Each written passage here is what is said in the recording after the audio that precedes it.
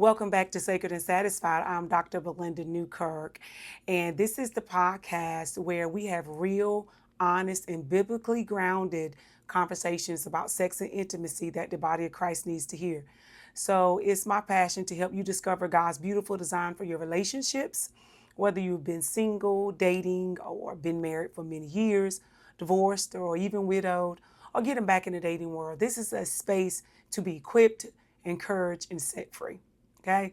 If you've been joining me for the last few episodes, we are in season 2, episode 12. And last week, we talked about what an unequally yoked relationship really is today and how you know that you're unequally yoked. So that was season 2, episode 12. That was part 2. Okay. Each episode is broken up into parts. I don't want to rush through each topic because it's a lot to unpack. So if you've been joining me and if you have missed it, go back and catch up and go back to listen to season 2, episode 12, part 2. And that was about the unequally yoked relationship portion and how do you know that you're unequally yoked. Now, today we are on part 3, still under the topic of they left you because you wouldn't have sex. And it's when your holiness costs you your relationship. When your holiness costs you your relationship. Okay? So this is part 3 up under that topic. And today we're going to jump into talking about how it impacts each gender. How it impacted each gender. And we're going to start with the women. Now, for women, under how it impacts the gender is I talk about the hope trap. And I call it the hope trap because it's an emotional labor that we have. Now, for women, we often show up emotionally, more so than the men in the beginning of any relationship. And we have more emotions, more feelings, more affection. We showing that side. More men tend to be more physical. So we're hoping that love will transform them into who we want them to be, especially when we've been spending time with them and we are in love with them. We've got to that point. So what we often fall into is the trap of thinking that our love or the love is powerful enough to save or change a man. That's what we hope. So I call it the hope trap. We hoping, we wishing on a star, if they see what true love is, if they see how much I love them, if I could show them how it feels to be really loved and admired and show up for someone to show up for them, that we hope that they will see the value within us, that we hope that they will trust us enough. We hope that they will be the man that we so desired for them to be. And so we fall for that emotional labor of investing in the man to the extent of sacrificing our boundaries or our feelings to a certain extent and our hopes and desires because we are hoping for them and we are desiring for them and to save them and hoping that they'll see that, oh, hey, we see the good in you, that they'll change or they'll be the man that we feel that they should be.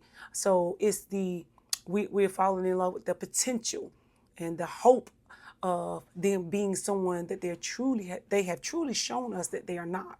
So for women, how it impacts them when they leave you because you wouldn't have sex is because we're falling up for the hope, or we're falling for the what if, or to save them or to change the man. Okay, so and when you stay with a man who doesn't share your faith or the way that you think. So you're saying, if I'm good enough, example, he'll eventually want to know God. Even your faith starting to take a back burner because you're trying to pursue him. Or you carry the spiritual weight of the relationship alone. So when things not going right and you see the potential in them, you start praying and you start trusting God and going to God for that individual, but you're the only one in and alone, which leads to burnout. Because sometimes, you can do it for so long, so much for so long. and then the burnout starts to happen. So it comes, like I said, it becomes an emotional labor of love that you're investing in an individual that's not in the same mindset or the same spiritual direction that you're going in. So it becomes taxing to you. Now, for men, the compromise trap is what I call it. They're lowering the standards. Um, for men, it shows up as a compromise, lowering standards to keep connection. All right. Men does have the connection sometimes of not wanting to have sex, and because they know that they want to be a man of God, and they may value the woman for what they are, whom they are pursuing, to the extent to say, "Hey, I can wait." So men often lower their spiritual guard to keep the peace or to keep the woman they are attracted to. So they'll say, they don't want them to feel like, well, what's wrong with you? Or they're saying that, oh, so you don't like women, or you don't want to be with me, or what is your problem that you're not even advancing me sexually? So men feel that pressure of lowering their standard to keep the connection. And they sometimes put up the physical facade of the masculinity of seeking sex, because a lot of times women want it. A lot of men may not believe this, or contrary to popular belief, a lot of women pursue and want sex a lot of times more than the man do.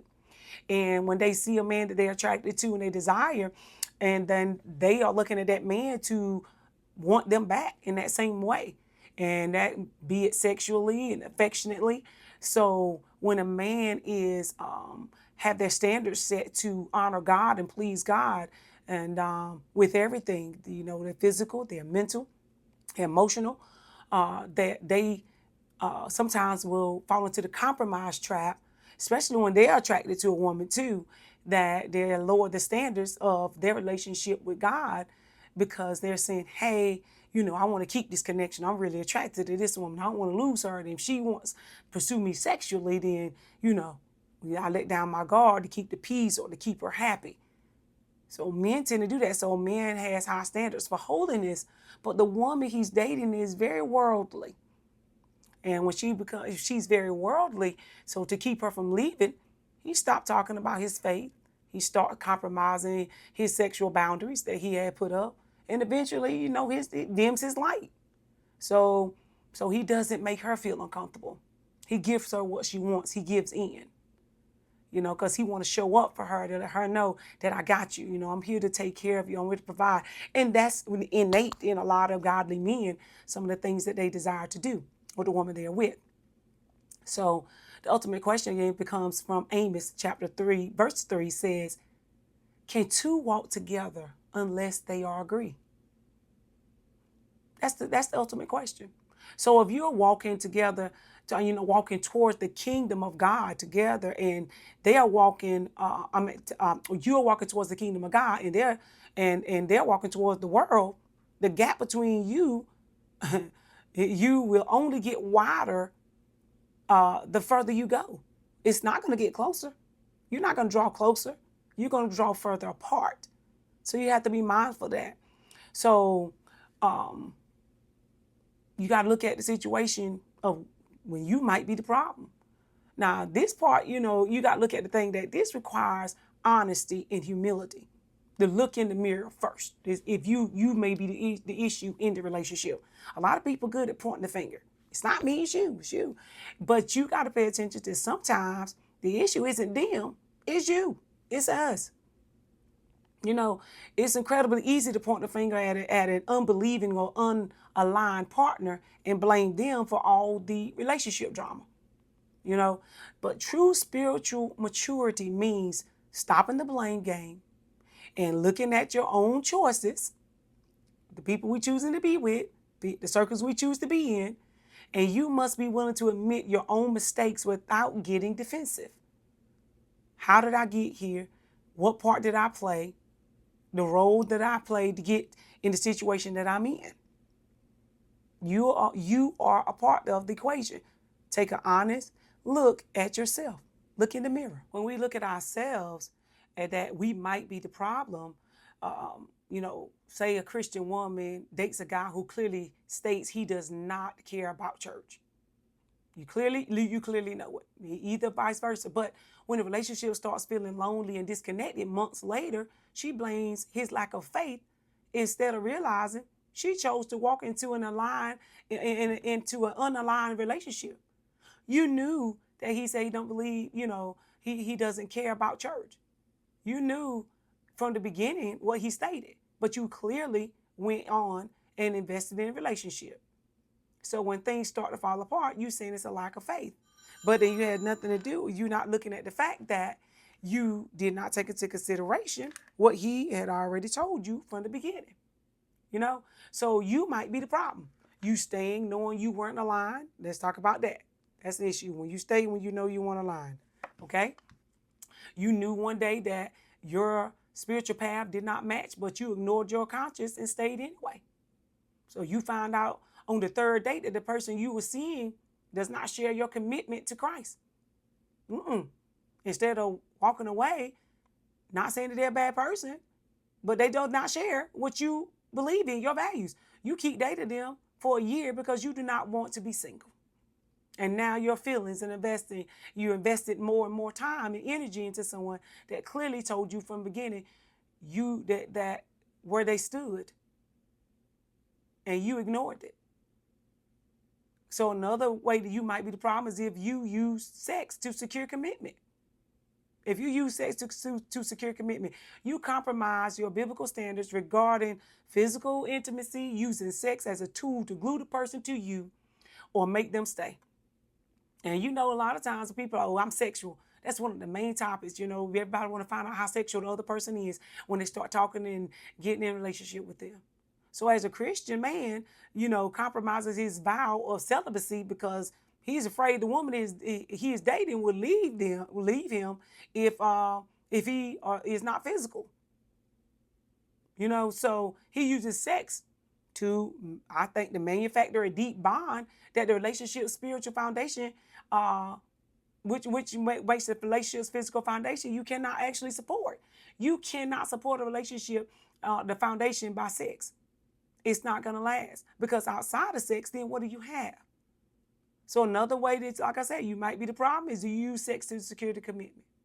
A third way that you may know that you are the problem, knowing that you're the problem is if you ignore the red flags because chemistry was strong. A lot of people say chemistry is there. We just instantly connected. I felt everything. The romantic sparks, the physical attraction, the good conversations blinded you to the massive warning signs regarding their character and their faith, which are the two most important things.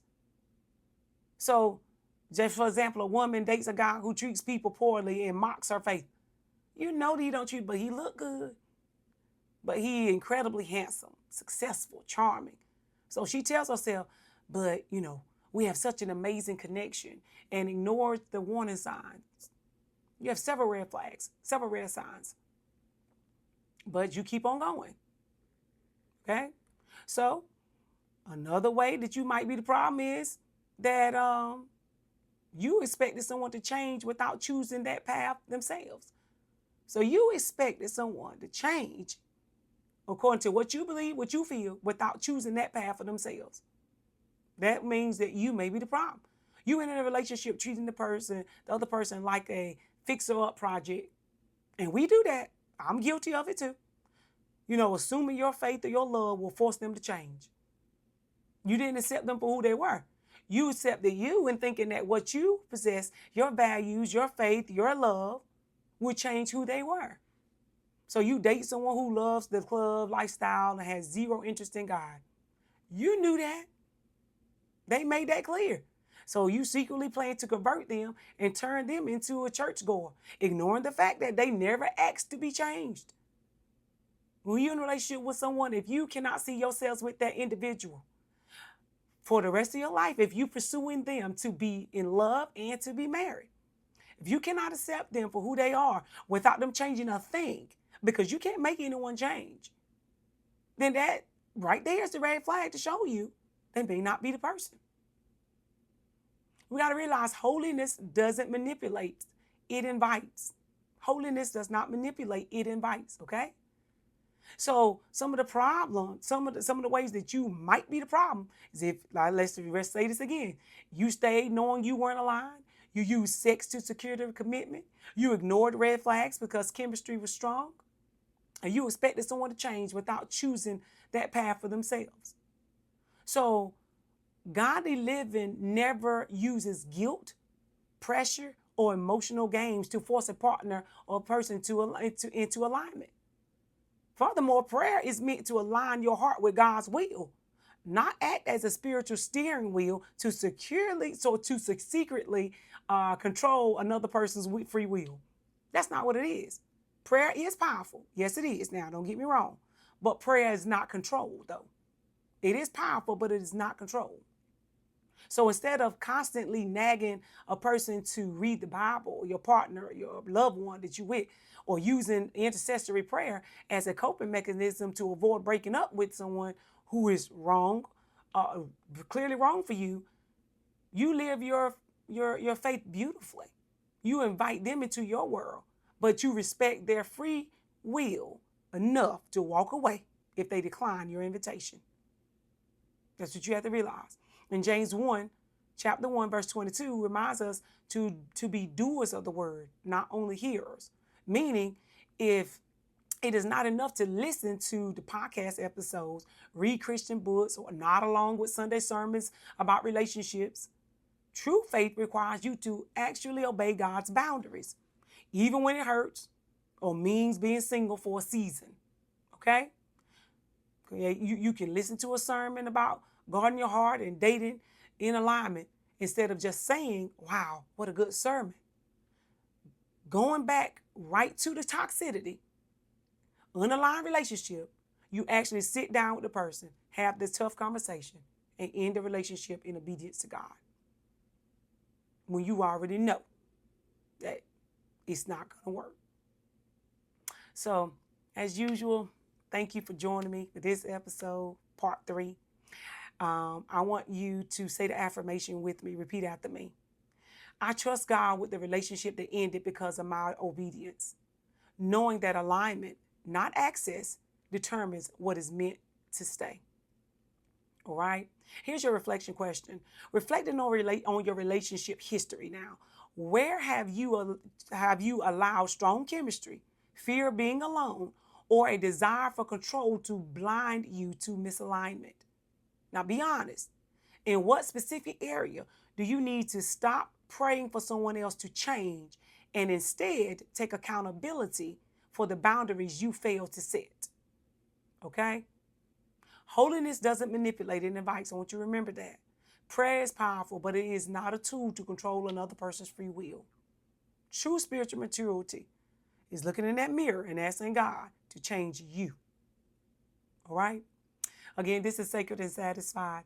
I'm Dr. Belinda Newkirk. Thanks for joining me, and I'll see you next week. Let's go!